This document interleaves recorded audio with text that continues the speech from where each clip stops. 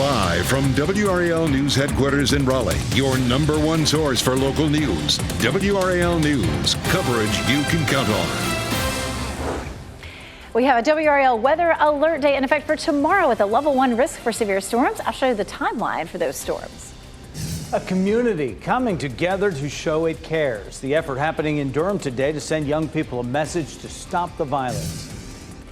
Some prominent North Carolina business owners are joining the call against new abortion restrictions in our state. Why they say there could be economic consequences if Governor Cooper's veto does not hold. A new Vegas-style casino opens today, just 90 minutes from Raleigh. The expectations officials have for the new Caesars Danville, trying to draw gamblers from the Triangle to make that drive. Never roll the dice when you join us for news. We appreciate it, and we leave nothing to chance. Here, I'm Jeff Hogan. And I'm Renee Chu. How's this for luck, though? This gorgeous sunrise to kick off our Monday. No intense heat for the week, so that's good news. Meteorologist Elizabeth Gardner in the WRAL Severe Weather Center with a look at how our morning is shaping up. Hey, you guys are on a roll. Okay, we're going to stop. I promise we're going to stop. All right, we do have some clouds over Durham right now. This is, of course, a live look at the DBAP. It's going to be a fairly gray day today. 65 degrees is our current temperature around the Triangle area, but we do have some cooler temperatures in some spots, even down to the south around Fayetteville and Clinton. Temperatures are in the mid-50s. We're looking at upper 50s in Rocky Mount and Goldsboro, and 53 in South Hill. That's actually our cool spot at the moment. So kind of depending on where you are, you may or may not need a jacket. You won't need a raincoat this morning, but we're going to transition to a few stray sprinkles late this afternoon and this evening. Our high temperatures will be in the mid-70s. We do have that WRAL weather alert day for tomorrow. It's really going to be mainly along and north of I-85, but we'll see a line of thunderstorms that moves all the way across the viewing area, so everybody could see some heavy rain and some strong winds with that tomorrow. We're going to wake up tomorrow morning to just a few patchy light showers. It's not likely to be enough to cause a real impact for the morning commute. We'll see a few showers up through lunchtime, but then right around 3 or 4 o'clock, we see this line of thunderstorms moving through, and it's out of the area by around 7. That's going to bring us our best chance for severe storms, but we could see another round between, say, 10 and midnight. So this is a look at our hour-by-hour rain chances. A few light showers, a few sprinkles up through lunchtime, and then that chance ramps up to a line of thunderstorms that comes through in the afternoon and evening. We'll talk about how much rain comes along with this coming up. Brian? It is 6:02 right now, so we check traffic around the Triangle. We do have a crash up on the northwest side of Raleigh right now at the intersection of Glenwood Avenue at Briar Creek Parkway, but we're not seeing any delays showing up on the sensors just yet in that area. And it looks like this is a pretty minor crash, so it should get cleared up fairly quickly. Just a heads up as you head through that area. Want to head out to Cary for a live look at US 1 and 64 at Tryon Road. The headlights you see are northbound coming in from Apex, and right now it's a smooth ride from 55 in Apex all the way up to I-40 in Raleigh. Renee. Brian, thank you. Today, North Carolina business owners will speak against an effort to restrict abortions in our state. This as Republicans look to cement that effort into law as soon as this week. WRAL's Nia Harden is live in Raleigh with the big battle shaping up over this issue and what's happening today with that. Nia. Yeah, Renee, at least a handful of businesses in the Raleigh area, they are saying no to the abortion bill changes. Owners like Ashley Christensen and David Meeker from Trophy Brewing have launched a petition for businesses against Senate Bill 20. This morning, they will hold a news conference to talk about the economic impacts of the abortion restrictions. Over the weekend, Governor Cooper participated in a rally saying he rejected the bill. The veto was signed at the rally. The bill would reduce the cutoff for many abortions from 20 weeks to 12 and add several other restrictions. Supporters say the bill will save lives.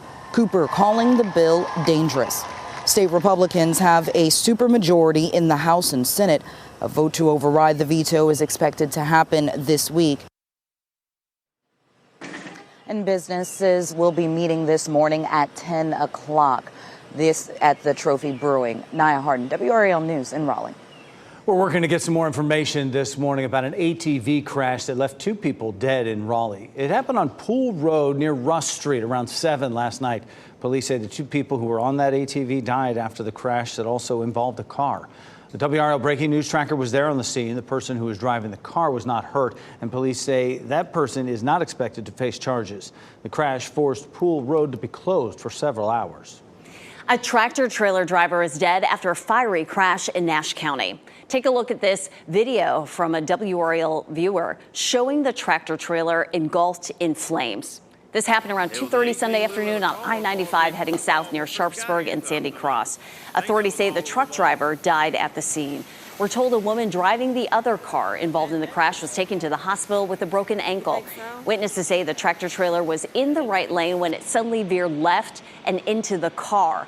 Both went off the road before slamming into a line of trees. A Las Vegas-style casino opens today, and it's just a short drive from the Triangle. The flashing lights and screens of more than 700 slot machines are coming to Caesars, Virginia.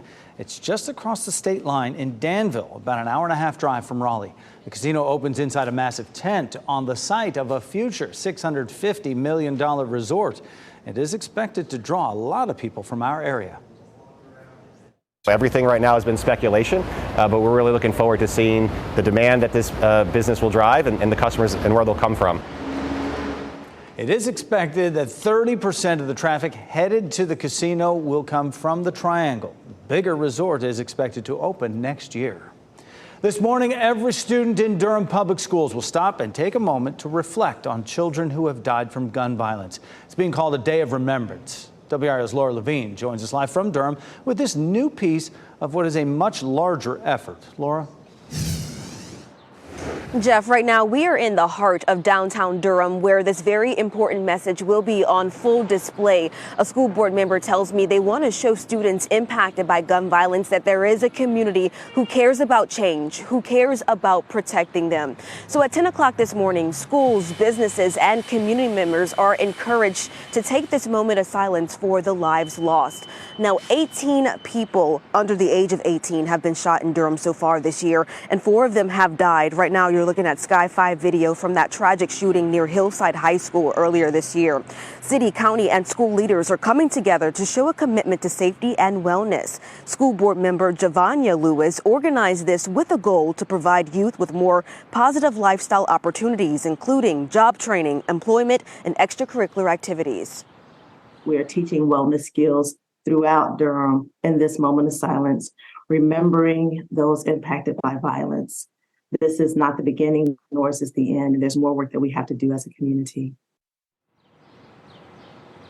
And a much larger public event is happening here at the Bull in downtown Durham at 5:30 this afternoon, where Durham leaders are going to be reading a resolution. There's also going to be performances by students and spoken word. Laura Levine, WRAL News, live in Durham.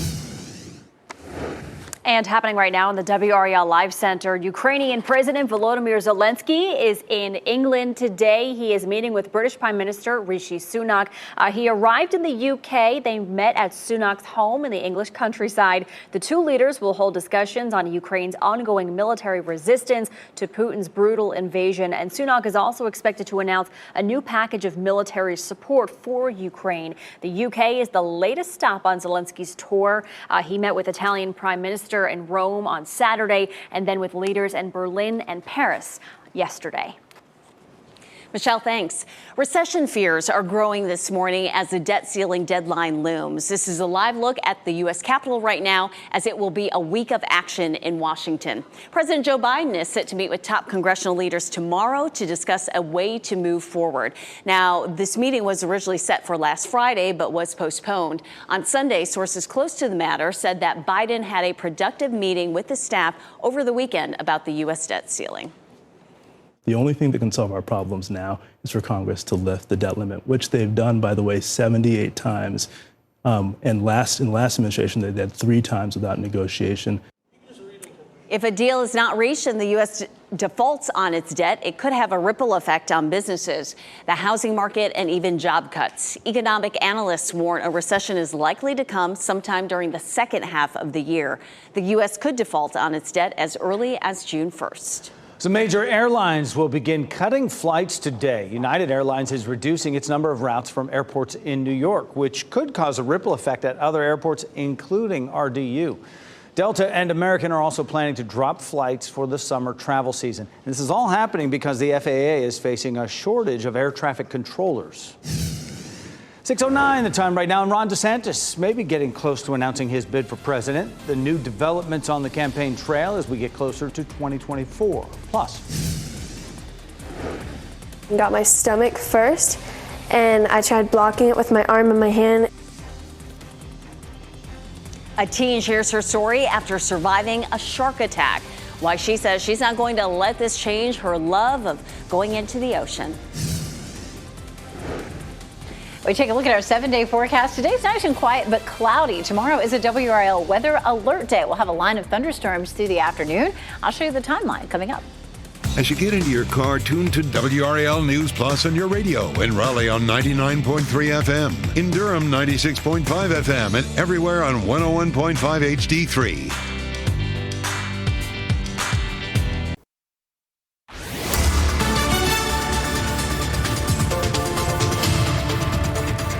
It is 6:12, and we're waking up to a mix of sun and clouds this morning. You can see gray skies here in Wilson with a temperature of 58 and just a tiny bit of a breeze there. Durham at 65 and Fayetteville at 56, just a little bit of cloud cover there. So we're seeing varying conditions across the area this morning. Our temperatures are feeling mild. We're looking at mid-50s to low 60s, so it feels pretty pleasant as you're stepping out the door. Really nice exercise weather. Our dew point, our humidity is on the lower side today, and it'll stay that way for much of the week, minus tomorrow when we'll have that chance of thunderstorms. If you're out and about this afternoon, temperatures will be in the mid-70s. At 7 o'clock, we're still in the mid-70s, so not a big drop in those temperatures. Of course, tomorrow afternoon, we're dealing with some thunderstorms. I'll show you the timeline coming up. Brian? Elizabeth, it is now 6:13, taking a look at weather and traffic every 10 minutes. Just getting reports of a crash in South Raleigh at 40 eastbound at Gorman Street. We're getting some details about that. Have another update for you in just a few minutes about exactly what's going on out there. Also still have that crash reported on the northwest side of Raleigh at Glenwood Avenue at Briar Creek Parkway. Not seeing any problems showing up on the sensors, not too far from the 540 interchange. Heading over to Durham, taking a look at those major approaches coming in from Hillsborough. A 1-minute delay on northbound 85 and a similar 1-minute delay on westbound 98 from Highway 50 out to 885. Jeff? Oh, Brian, thanks for that. We have new information this morning about a shooting that left a person dead in Cumberland County. Investigators with the sheriff's office say they are trying to find a man and a woman. They want to ask them some questions concerning that case. 40-year-old Tiffany Hines and 48-year-old Willie Bristol, both of Fayetteville. Deputies responded to a shooting on Tremilla Drive shortly before 12:30 in the morning Sunday, where they found 31-year-old Shaniqua Colvin, also of Fayetteville, dead at that scene. So far, investigators have not said anything about possible charges. If you have student loans, you'll soon have to start paying them back again. Payments have been suspended since March 2020 because of the COVID-19 emergency. The Education Department says it is preparing to restart those payments now that the emergency has been lifted. A report shows student loan providers will start collecting again in October. This comes as the Biden administration student loan forgiveness plan is being challenged in court. Today, Florida Governor Ron DeSantis is taking a big step forward toward announcing a run for president in 2024.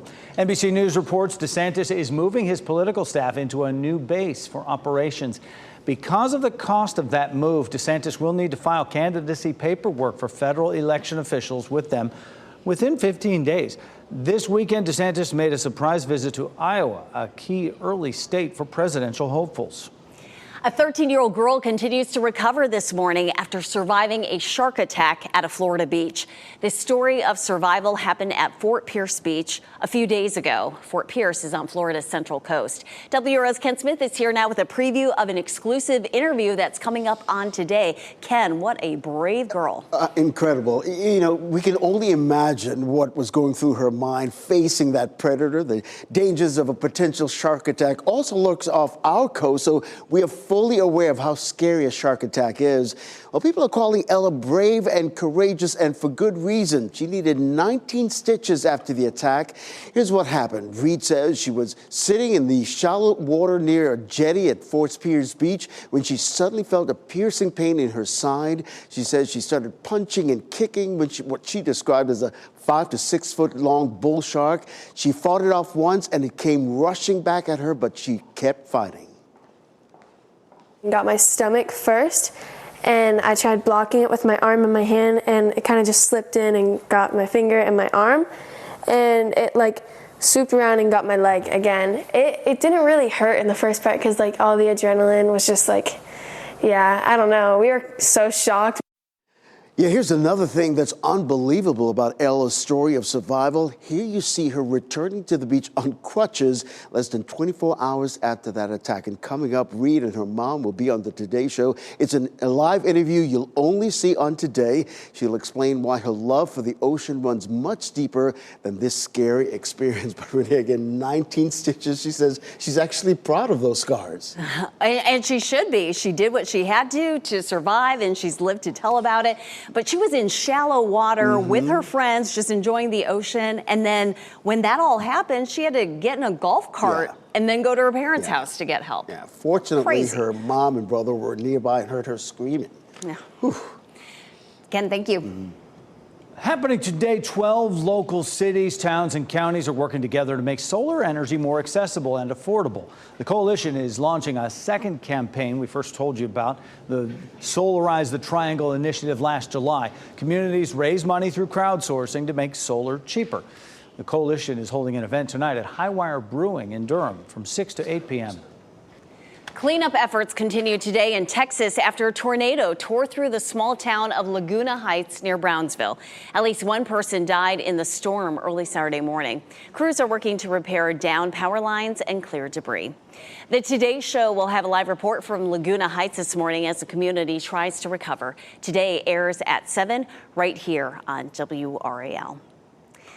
Today we will stay dry. Tomorrow is when we could see some unsettled weather. Meteorologist Elizabeth Gardner in the WRAL Severe Weather Center to walk us through the start of our work week. As for tomorrow, we have a WRAL weather alert day. It's a level 1 risks for severe storms. They're part of the viewing area.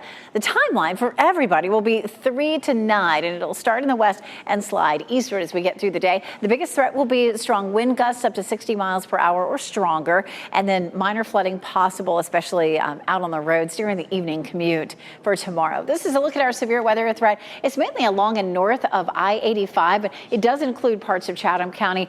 You can see the areas there not included, but we're going to see that line of thunderstorms crossing the entire viewing area. So everybody is at least going to see some blustery winds and some heavy rain with this system. So satellite and radar right now showing a cluster of thunderstorms here across parts of Kentucky and Tennessee. Of course, everything slides eastward ahead of a front for tomorrow. This is a look at today. We're seeing a start with some sun and clouds, and we'll end up with cloudy skies by lunchtime. Late afternoon and evening, there are going to be just a few isolated showers, a few sprinkles, and that will continue into tomorrow morning. So tomorrow morning, it's probably going to feel a little on the damp side. Not everybody's going to see rain, but it's a little bit more likely from the Triangle area northward, starting around the evening, starting around the morning commute, lasting up until around lunchtime. And then we see the line of thunderstorms that develops and starts to move into the viewing area around 3. You can see at 5 o'clock, it's approaching the I-95 corridor, and by 7 o'clock, it's mostly out of here. But we could see another line developing by the time we get to 10 or 11 o'clock, and that could last until midnight or into the early morning hours on Wednesday. This is a look at our futurecast storm energy, where we would have the best chance of seeing any damaging wind. Look at the green colors that show up. That gives us a moderate chance, and that starts at around 3 o'clock, and then you can see how all that slides eastward, and it's out of here by around 7. So that's going to be our timeline. How much rainfall will we see? We added the weekend to this too. So for Tuesday, as well as what we could see Saturday and Sunday, we're looking at most likely an inch of rain. There could be some spots to the east where we see a bit more than that, but it does look like it may be a fairly wet week for us. For tomorrow, again, we have that WRAL weather alert day with afternoon and evening thunderstorms. Really pretty weather Wednesday, Thursday, and Friday. Our highs will be in the 70s and our humidity stays low. But wouldn't you know it, right there is the weekend with that chance for some showers. Saturday right now looks like we could have just a stray shower. It doesn't look like a washout, Brian. Okay, we'll be hanging on your every word all week, Elizabeth.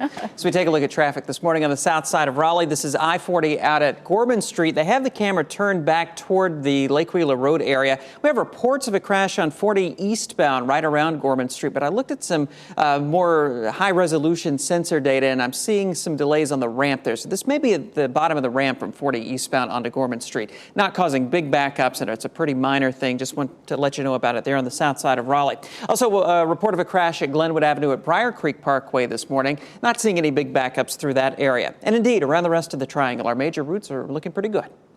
Thanks for that, Brian. We have new data about the number of people trying to cross the southern border after fears of a surge there. The factors playing into why the number of border crossings may be fewer than expected. And North Carolina is having trouble hiring and keeping people for state jobs. The problems lawmakers have to consider as they work on the new budget.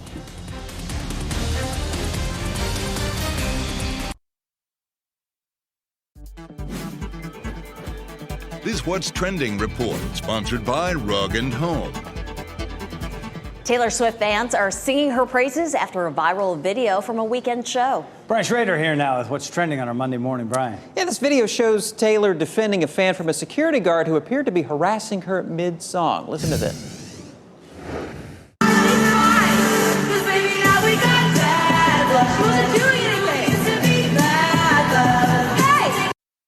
Bad blood there, you see. The woman who Taylor defended posted a video to social media saying the security guard was kind of giving the group a hard time all night. And she says that they all got free tickets for the next night's show. Well, that is a wonderful little surprise and a return for the show the next night. You pointed it out, Brian. Bad blood. This song, isn't that ironic that she's like how singing appropriate? All her fans are like, this is fitting that she's breaking out bad blood when this is all going on. So kind of interesting. Yeah, yelling at the security guard wasn't a part of the lyrics, but she kind of made it work. She's got talent. Yes. Yeah. Michael J. Fox and his wife Tracy Pollan are celebrating the newest addition to the family on Mother's Day. Fox shared a photo of their dog Blue on social media yesterday, and the caption read, "Happy Mother's Day, Tracy. Love, your new baby, Blue." Look at that face. So cute. And look at the eyes, too. Blue comes 2 years after Michael J. Fox lost his dog, Gus, April 2021. And Michael J. Fox has written a lot about Gus and how he's been a source of support through all his health struggles, but now they have Blue, and kind of good to hear from Michael J. Fox. I've been wondering how he's doing. Really nice gesture there. Love Blue. A ceremony tonight will celebrate the grand opening of new apartments in Pittsboro. The Guild apartments are opening tonight at the Mosaic at Chatham Park Development. That's off US 501 north of US 64.